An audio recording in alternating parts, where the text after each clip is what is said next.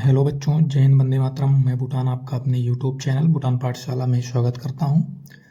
मैं उम्मीद करता हूं कि आप बहुत अच्छे होंगे, मस्त होंगे, तंदुरुस्त होंगे और पढ़ाई भी बहुत ही ज़ोरदार तरीके से कर रहे होंगे।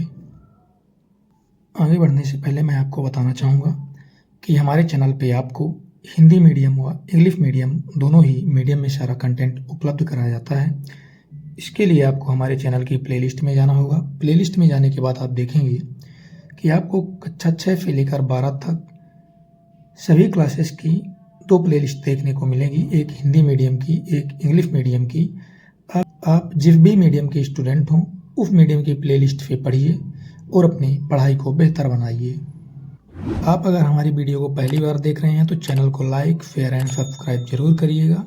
तो चलिए बिना किसी देरी के आज की क्लास हम स्टार्ट करते हैं।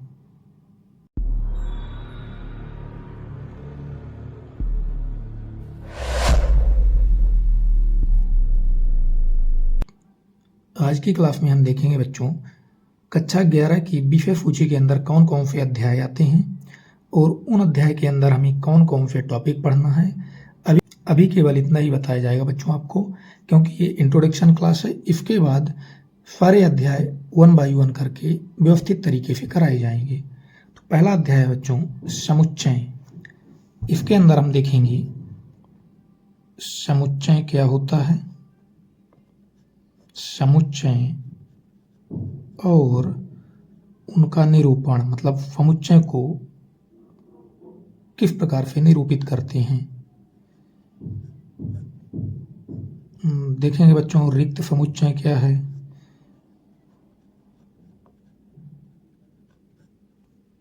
परिमित और अपरिमित समुच्चय क्या है, परिमित और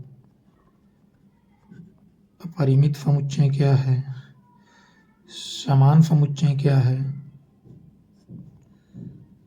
समान समुच्चय, उपसमुच्चय क्या होता है, सार्वत्रिक समुच्चय क्या होता है। वेन आरेख के बारे में देखेंगे।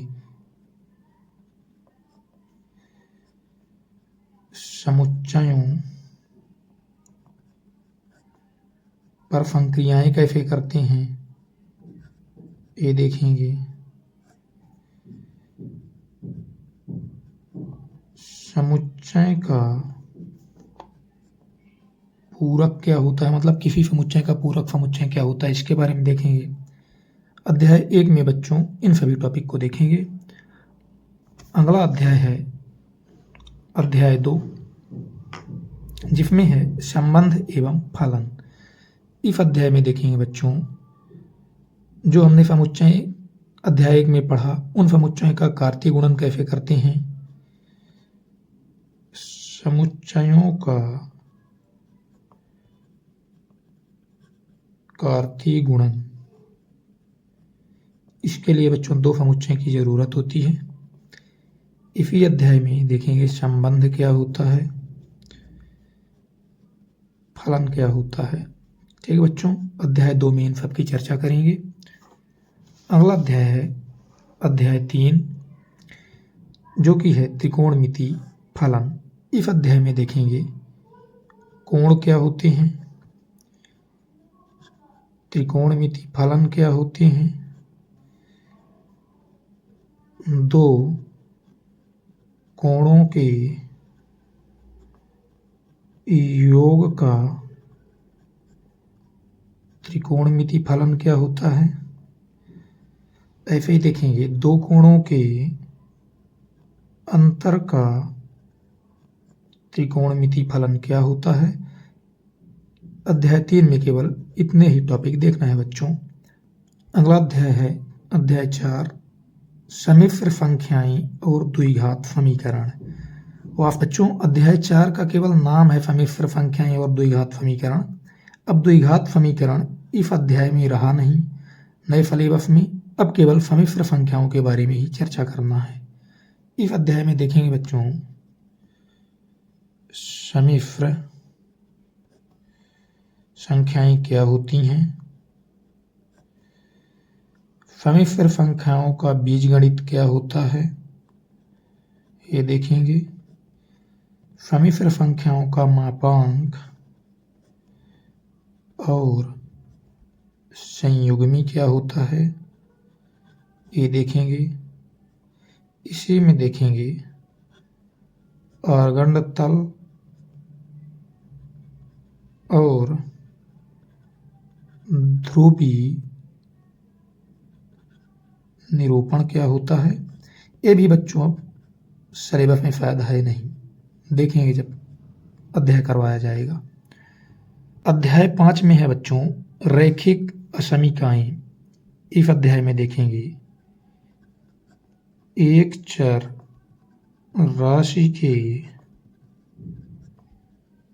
रैखिक समीकरणों का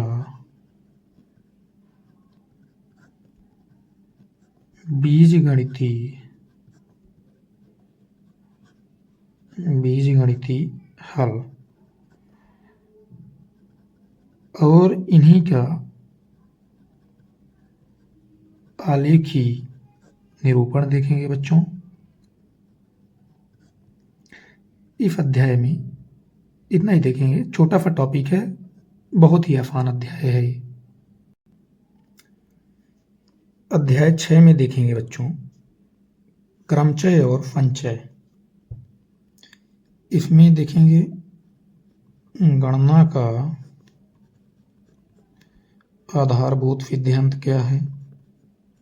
आधारभूत सिद्धांत आपको परेशान नहीं होना है बच्चों, ये सब आपको बहुत डिटेल में करवाए जाएंगे। बस अभी आपको बताया जा रहा है कि विषय सूची के अंदर कौन कौन से अध्याय हैं और उनके अंदर कौन कौन से हमें टॉपिक पढ़ना है।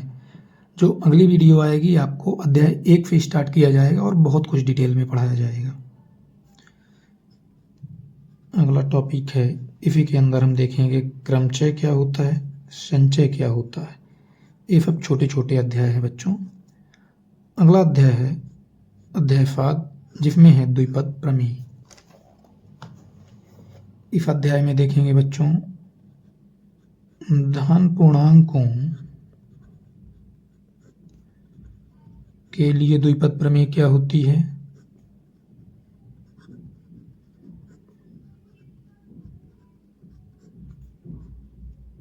केवल इतना ही है बच्चों इसके अंदर, धनात्मक पूर्णांकों के लिए द्विपद प्रमेय। अध्याय 8 में हम देखेंगे बच्चों अनुक्रम तथा श्रेणी। आपने समांतर श्रेणी के बारे में क्लास 10th में पढ़ा है। 11th में हम देखेंगे बच्चों, आपको ये भी बता दिया जाएगा समांतर श्रेणी के बारे में भी। यहाँ हम देखेंगे अनुक्रम क्या होता है, श्रेणी क्या होती है, फिर देखेंगे गुणोत्तर श्रेणी क्या है, समांतर माध्य क्या होता है,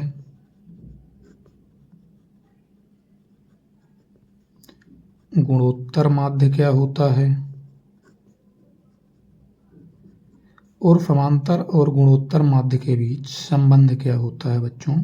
इस अध्याय में इतने ही टॉपिक देखेंगे बच्चों, बहुत ही शानदार चैप्टर है, बहुत मजा आता है पढ़ने में इसे।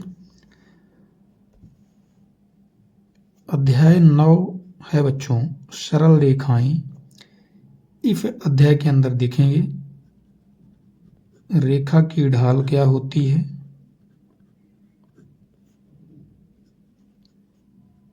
रेखा के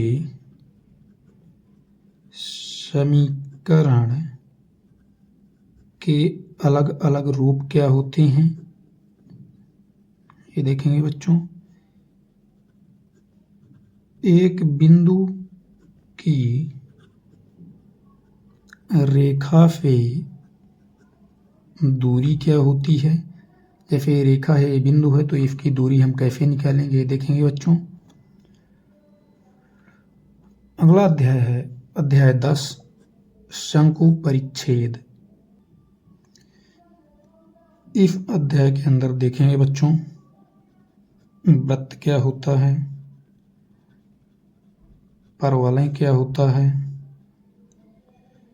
शंकु परिच्छेद क्या होता है, दीर्घवृत्त क्या होता है? अतिपरवलय क्या होता है? एक अब अध्याय 10 के अंदर देखेंगे। अध्याय 11 है बच्चों, त्रिविमीय ज्यामिति का परिचय। इसके अंदर देखेंगे त्रिविमीय अंतरिक्ष में निर्देशांक और निर्देशांक तल क्या होता है? अंतरिक्ष में एक बिंदु के निर्देशांक क्या होते हैं?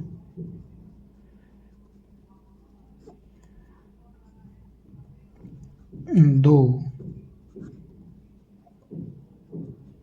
बिंदुओं के बीच की दूरी क्या होती है? इन सभी टॉपिक्स को बच्चों अध्याय 11 में देखेंगे। ये डेली लाइफ से जुड़े अध्याय हैं बच्चों, इनमें बहुत मजा आता है पढ़ने में। अध्याय 12 है बच्चों, सीमा और अवकलज।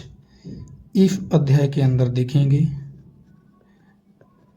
अवकलजों का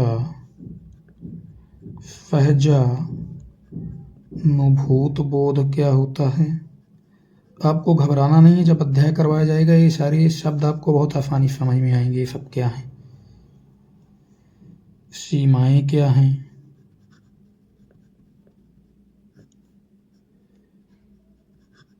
त्रिकोणमिति फलनों की सीमाएं क्या होती हैं? अवकलज क्या होता है? बच्चों हमारी अगर गति आपको धीमी लगे तो आपको स्पीड थोड़ा सा बढ़ा लेना है। अध्याय 13 है बच्चों, सांख्यिकी। इसके अंदर देखेंगे प्रकीर्णन की माप क्या होती है? परिसर क्या होता है? माध्य विचलन क्या है? प्रसरण क्या होता है? और मानक विचलन क्या होता है? इन सभी टॉपिक्स को बच्चों अध्याय 13 में देखेंगे। अध्याय 14 है बच्चों, प्रायिकता। इसके अंदर देखेंगे घटना क्या होती है? प्रायिकता की अभिग्रहित दृष्टिकोण क्या होता है? इन सभी टॉपिक्स को बच्चों अध्याय 14 में देखेंगे। इस प्रकार से बच्चों आपने देखा कि हम कक्षा 11 के विषय सूची में कौन कौन से अध्याय पढ़ेंगे और उनके अंदर कौन कौन से टॉपिक पढ़ेंगे। अब जब अगली वीडियो आपको आएगी तो अध्याय 1 से स्टार्ट करके आपको सारे अध्याय 1 बाय 1 करके बहुत ही विस्तृत तरीके से कराए जाएंगे। अब हम देखेंगे बच्चों इन सभी अध्याय को हमारा पढ़ाने का तरीका क्या होगा। सबसे पहले हम क्या करेंगे, आपको कॉन्सेप्ट करवाएंगे। कोई भी अध्याय ले लीजिए आप, ये हर अध्याय पे लागू होगा। सबसे पहले आपको कॉन्सेप्ट करवाए जाएंगे। कॉन्सेप्ट को करवाने के बाद जो उदाहरण होंगे उनको करवाए जाएंगे। जब कॉन्सेप्ट और उदाहरण हो जाएगा तो आपको अगली प्रश्नावली करवाई जाएगी। जैसे मान लीजिए 1.1 है, ऐसे ही मान लीजिए कोई अगली प्रश्नावली है तो फिर कॉन्सेप्ट करवाए जाएंगे। जितने उदाहरण होंगे उसके बाद वो करवाए जाएंगे, फिर प्रश्नावली करवाई जाएगी। इसी क्रम में सारा अध्याय कंप्लीट करवाया जाएगा। जब सारा अध्याय कंप्लीट हो जाएगा उसके बाद आपको उस अध्याय से संबंधित जितने भी संभावित MCQs क्वेश्चन होंगे सारे MCQs करवाए जाएंगे। यकीन मानिए इससे बाहर कोई भी MCQs आपके एग्जाम में नहीं आएगा। जब MCQs हो जाएंगे अब आपको अध्याय के अंत में मोस्ट इम्पोर्टेंट क्वेश्चन करवाए जाएंगे। मान लीजिए किसी कारणवश आप इस अध्याय को नहीं कर पाए तो अगर आपने इतने MCQs कर लिए और जितने मोस्ट इम्पॉर्टेंट क्वेश्चन बताए जाएंगे उनको कर लिए। आपको फिर कुछ और करने की ज़रूरत नहीं है। आप इतना करके भी एग्ज़ाम को काफ़ी अच्छे से फोड़ कर आएंगे। ठीक है बच्चों, आप खुद देख लीजिए, आपने कॉन्सेप्ट कर लिया, उदाहरण कर लिया, प्रश्नावली कर लिया, MCQs कर लिया, मोस्ट इम्पॉर्टेंट क्वेश्चन कर लिया। अब आखिर इस अध्याय में बचता ही क्या बच्चों, सब कुछ आपने कर लिया, कहीं और भटकने की ज़रूरत नहीं है, सब कुछ यहीं मिल जाएगा आपको। ठीक है बच्चों, बढ़िया से पढ़िए और अपना ध्यान रखिए। धन्यवाद।